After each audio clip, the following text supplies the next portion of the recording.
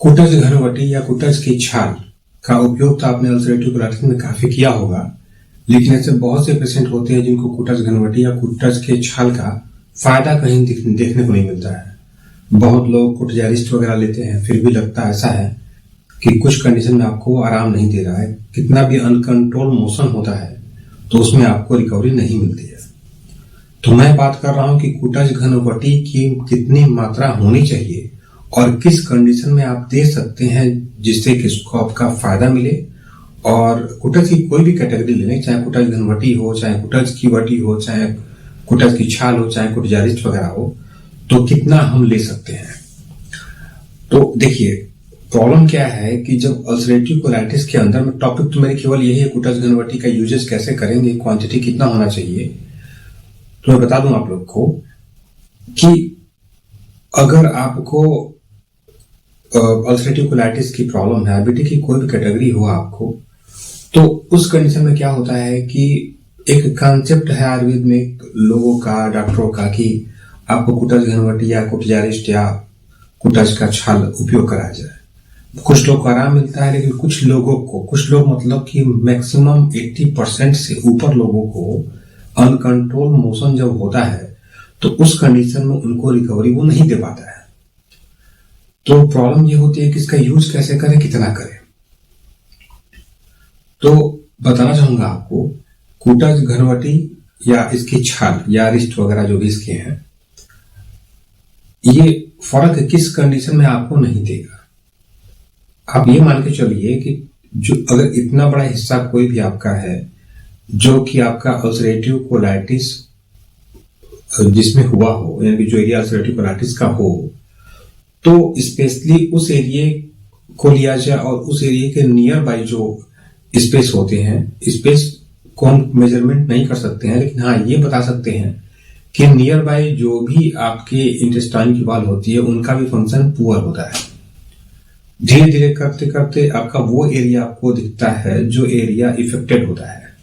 तो जो इफेक्टेड है वो, और जो नहीं है, जो नॉर्मल है, उसके नियर बाय जो एरिया होगा चारों तरफ से, तो वो आपके फूड के मूवमेंट को न तो फिक्स कर सकता है, नॉर्मल वैल्यू पिला सकता है, और न तो वो आपके खाना को सही से डाइजेस्ट करा सकता है। तो लोगों को मोशन की प्रॉब्लम इसमें आती है, ये टेंडेंसी हो जाती है मोशन पाने के लिए। लेकिन जो आपके इंटेस्टाइन के अंदर में जो चिकनाई होती है, अगर ये चिकनाई किसी भी कंडीशन में नॉर्मल से बढ़ा दिया जाए, एक तो चिकनाई वो होती है जो चिकनाई आपका आम होता है, यानी कि बिना पचा हुआ भोजन होता है, मैं उसकी बात नहीं कर रहा हूं। मैं आपके स्पेशली इंटेस्टाइन की वॉल की बोल रहा हूं कि आपके जो इस मांस का जो चिकनाई है वो या तो बहुत अधिक बढ़ जाती है या तो बहुत अधिक कम हो जाती है, वो बैलेंस खो देती है अपना। मोस्टली केस में क्या होता है कि आपने देखा होगा, जब कोई भी रोग होता है किसी भी इंसान को, मोस्टली का मतलब 100% से 1% एक्सीडेंटल छोड़ दीजिए, जब कोई भी आर्गन अपना डिटॉक्सिफिकेशन और अपना रीजनरेशन की वैल्यू फिक्स नहीं कर पाता है, या उस एरिया का डिटॉक्सिफिकेशन या रीजनरेशन नहीं हो पाता है, तो क्या होता है कि वो धीरे धीरे करके अपना जो वर्क है वो स्लो करता है और आप उस चीज से सफर कर जाते हैं। अल्सरेटिव कोलाइटिस में कुछ ऐसा ही है, इसको ऑटोइम्यून तो बोला गया है, लेकिन आपका पर्टिकुलर एक एरिया सही से फंक्शन नहीं कर पाता है और वहां की रिकवरी नहीं हो पाती है। जो उसके डेड सेल होते हैं, जो उसके वेस्टेज होते हैं, वो अपने आप को नरिशमेंट नहीं कर पाते हैं। होता क्या है कि जो आपका रीजनरेशन की वैल्यू होती है उसके अपेक्षा जो डिजनरेशन की वैल्यू है कुछ ज्यादा होते हैं, यानी खराब होने का जो रेशियो है वो बनने के रेशियो से कहीं अधिक होता है। तभी ये रोग धीरे धीरे करके लोगों को बढ़ते हुए चला आता है। अब इस कंडीशन में अगर आप जरा मान के चलिए कि किसी को डिसेंट्री की प्रॉब्लम है, किसी को एमीबियासिस की प्रॉब्लम है, या ऐसा कोई भी नॉर्मल प्रॉब्लम हो जिससे कि आपको डिसेंट्री की प्रॉब्लम होती है, तो लगभग आयुर्वेद के जितने भी डॉक्टर हैं वो आपको कुटज घनवटी की या कुटजारिस्ट की या कुटज की छाल का लगभग एक नॉर्मल अमाउंट देते हैं, 1-2 टैबलेट आपको दिन में 2 बार या 4 बार या 3 बार। एक लिमिट यही होती है, आंसू को 2 बार 3 बार कर सकते हैं 20 ml 30 ml के हिसाब से, एक मैक्सिमम लिमिट यही चलाते हैं। लेकिन जरा सोच करके देखिए कि ये बीमारी जो आपकी एक तो रिकवर होने वाली है नहीं, और दूसरा क्या है कि यहाँ पे जो घाव है, जो छाले हैं, वो भर नहीं पाते हैं। क्यों? क्योंकि वहां तक पर्टिकुलर जो भी आपके शरीर का जो आप खाते पीते हैं, जो भी विटामिन मिनरल्स आप ले पा रहे हैं, तो आपका वो आर्गन उस चीज को वहां पे यूटिलाइज नहीं कर पा रहा है। तो आप अगर सोचते हैं कि हम केवल कुटज घनवटी को ले करके इस चीज को रिकवर कर देंगे और इसका नॉर्मल क्वांटिटी रखेंगे, तो ऐसा पॉसिबल नहीं है कि वो हो पाए। कुछ लोगों को आराम मिलता है, लेकिन मैंने देखा आराम उन लोगों को मिलता है जो डॉक्टर और लोग बताते हैं कि हाँ हमने कुटज घनवटी से रिकवरी दे दिया, कि उनका पेशेंट अल्टरनेट में कहीं ना कहीं एलोपैथिक वाला बाकी कोई दवाई ले रहा होता है, तो सिम्टोमेटिक वो रिलीफ होता है, जबकि वो एक देखा जाए परमानेंट रिलीफ का फैक्टर वहां पर नहीं होता है। तो मैं आपको जो बता रहा हूँ कुटज के छाल को लेने का तरीका, तो कभी भी आपको अगर इमीडिएट रिलीफ चाहिए कुटज को लेकर के कि क्या यूज करें, तो घनवटी तो तब आप लेंगे जब लगता है कि ये बीमारी आपकी अंडर कंट्रोल चल रही है और एक एवरेज या आपको बहुत ही जल्दी डायग्नोस हुआ है कि आपको अल्सरेटिव कोलाइटिस है, तो वहां पे तो आप इस टैबलेट को नॉर्मल अमाउंट में 1, 2, 3, 4 ले सकते हैं, आपके डॉक्टर के हिसाब से ले सकते हैं, लेकिन एक नॉर्मल आपका रेशियो यही है।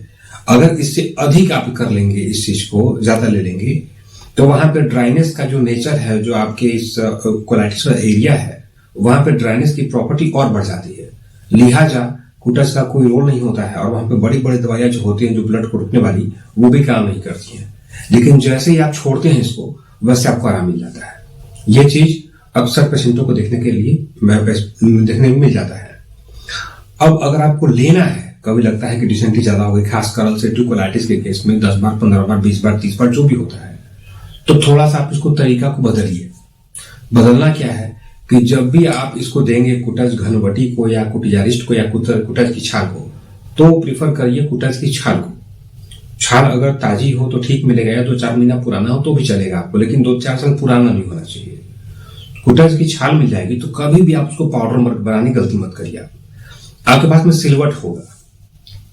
आप याद रखिए, आयुर्वेद में दवाइयों का अनुपान और बनाने का तरीका, सबसे बड़ी खूबी यही होती है। जब आप खाते रह जाएंगे कोई आराम नहीं देगा। कुटज की छाल लीजिए, आप उसको रात भर भिगो करके छोड़ दीजिए। अगर ताजा है तो भिगोने की कोई जरूरत नहीं है आपको। फिर सिलवट पे हल्का सा पानी का सहारा लेकर के उसको पीसना है आपको।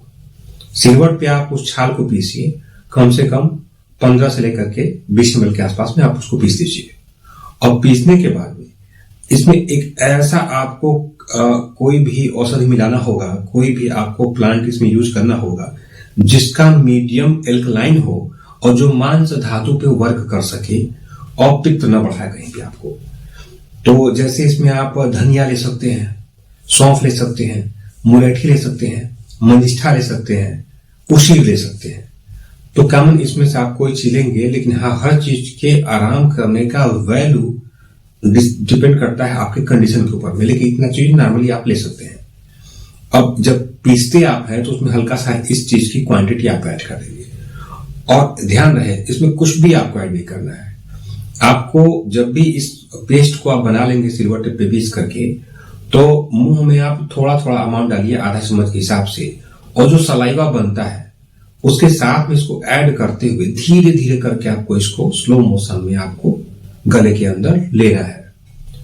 आप इसको दिन में 2 बार से ऊपर मत करिए, क्योंकि क्वांटिटी ये देखना है कि इतना कि जो आपको रिकवर कर सके। मेडिसिन को मेडिसिन के तरीके से लेंगे, किसी के कहने पर नहीं लेंगे आप लोग। तो जो आपको डिसेंट्री जो ज्यादा बार बार होती है, उसमें आपको ये रिकवर करने का काम करेगा। एक बात और बता रहा हूं आपको, जो गुलाब के पत्ते आप लोग देखते हैं, देसी गुलाब के जो पत्ते होते हैं, अगर उसको भी इसमें पीस दिया जाए तो इसका फायदा आपको बहुत अच्छा देखने को मिलता है। लेकिन कुछ हद तक, कुछ कंडीशन तक, अगर आपके कोलाइटिस वाले एरिया में घाव ज्यादा हो, या हो सकता है इंटेस्टाइन बिल्कुल वहां पे जो है तो गहरी हो चुकी हो। गहरी का सेंस क्या है? घाव काफी डीप हो चुका हो। तो उस कंडीशन में आपको ये भी फायदा नहीं देगा। वहां पे आपको पारद संस्करण में, पारद के साथ में या स्वर्ण के साथ में कुटज के इस पेस्ट को यूज करना होगा, जो कि आपको तुरंत वहां पे आराम देगा।